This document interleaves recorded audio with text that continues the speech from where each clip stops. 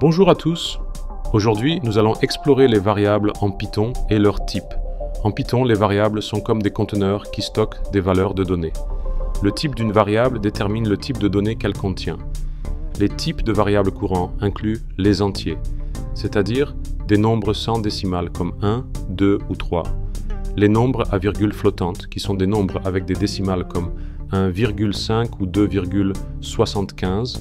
Les chaînes de caractères, qui sont des séquences de caractères comme le mot bonjour entre guillemets. Les listes, qui sont des collections ordonnées d'éléments placés entre crochets.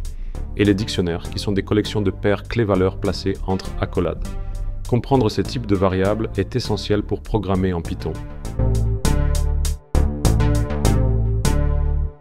En Python, les nombres entiers et les nombres décimaux représentent des données numériques. Les nombres entiers sont des nombres sans décimales qui peuvent être positifs ou négatifs, comme 15 ou moins 3 et aussi 0. Par exemple, nous pouvons définir la variable âge égale à 15 ou score égale à moins 3. Les nombres décimaux sont des nombres avec des décimales comme 19,99 ou moins 4,5.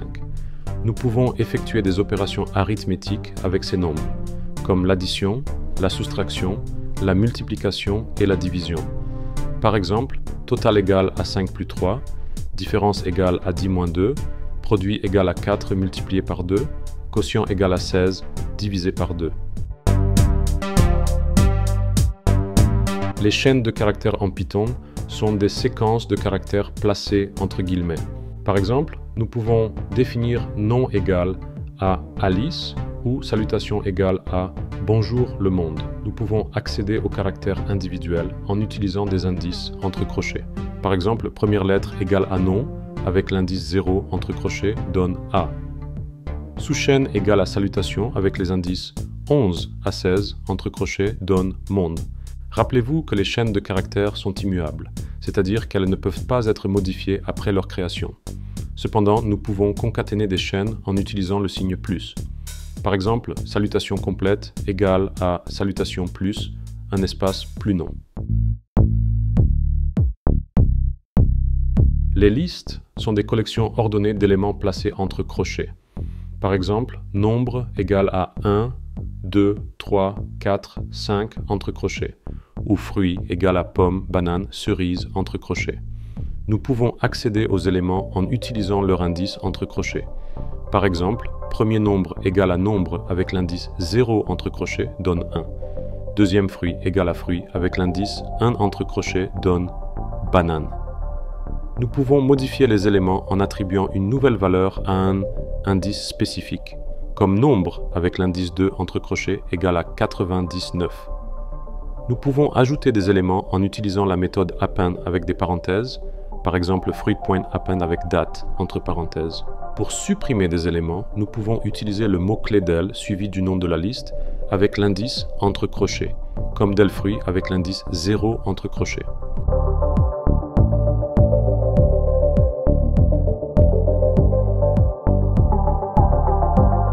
Les dictionnaires sont des collections de paires clés-valeurs placées entre accolades.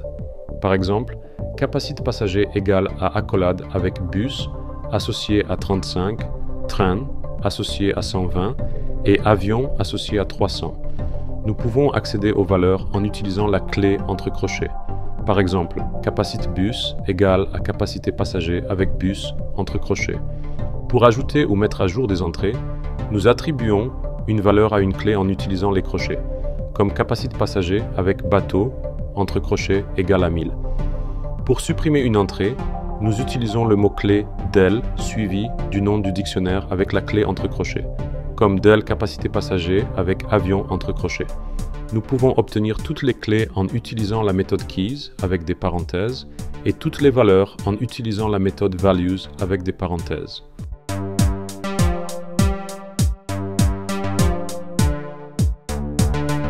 Voyons quelques opérations sur les listes. Supposons que nous ayons une liste appelée type transport égale à bus, train, avion entre crochets. Nous pouvons ajouter un élément en utilisant la méthode append avec des parenthèses, comme type transport.append avec bateau entre parenthèses.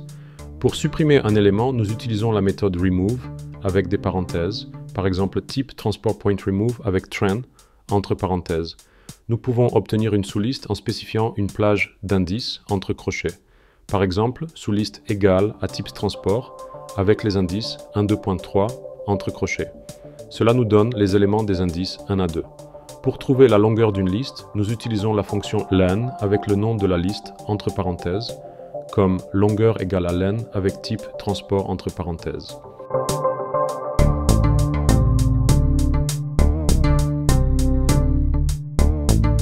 Maintenant, regardons les opérations sur les dictionnaires.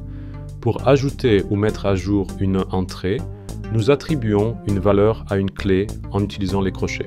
Par exemple, capacité passager avec voiture, entre crochets égale à 4.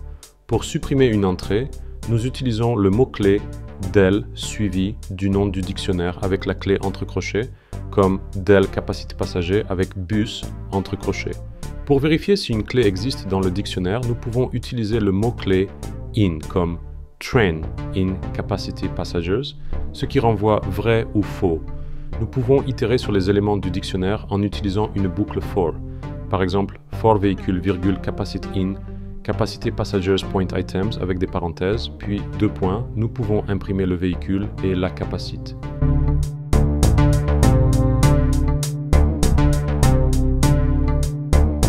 Le référencement d'éléments individuels dépend du type de données. Pour les chaînes de caractères, nous pouvons accéder aux caractères en utilisant des indices entre crochets. Si ville égale à Paris, alors premier caractère égale à ville avec l'indice 0 entre crochets donne P. Pour les listes, nous accédons aux éléments en utilisant leur indice entre crochets. Si ville égale à Paris, Berlin, Tokyo entre crochets, alors deuxième ville égale à ville avec l'indice 1 entre crochets donne Berlin. Pour les dictionnaires, nous accédons aux valeurs en utilisant les clés entre crochets. Si population égale à accolade avec Paris associé à 2 148 000 et Berlin associé à 3 769 000, alors population Berlin égale à population avec Berlin entre crochets.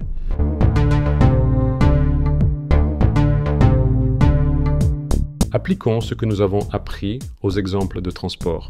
Nous avons une liste appelée type transport égale à bus, train, avion entre crochets. Nous avons également un dictionnaire appelé capacité passager égale à accolade avec bus associé à 35, train associé à 120 et avion associé à 300. Pour accéder aux données, nous pouvons obtenir le premier transport en accédant à type transport avec l'indice 0 entre crochets, ce qui donne bus. Nous pouvons obtenir la capacité du train en accédant à capacité passager avec train entre crochets. Nous pouvons mettre à jour les données en attribuant une nouvelle valeur à une clé. Par exemple, capacité passager avec bus entre crochets égale à 40.